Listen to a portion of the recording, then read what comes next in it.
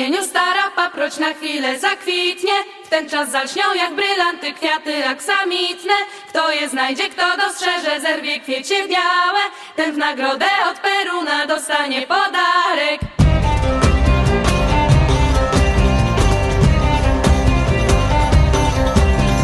Już miałkowie wyruszyli, szukają paproci, przeczesują leśne runo, bo nagroda korci. Kto ją znajdzie, kto dostrzeże, zerwie kwiecie białe, ten w nagrodę od Peruna dostanie podarek.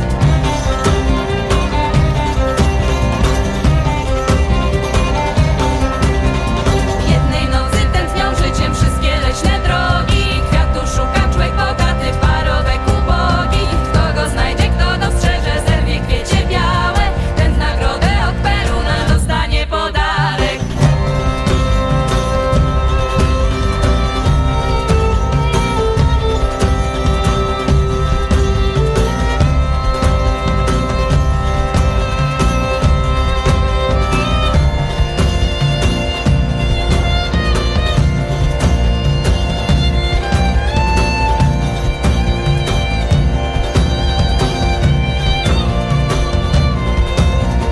Gdzieś w bezwinach podłe biesy ostrzą swe pazury, by naiwnych marzycieli obedrzeć ze skóry. Gdy ich znajdą, gdy dostrzegą na nic kwiecie białe, aksamitne śniące płatki krwią się zbroczą całe.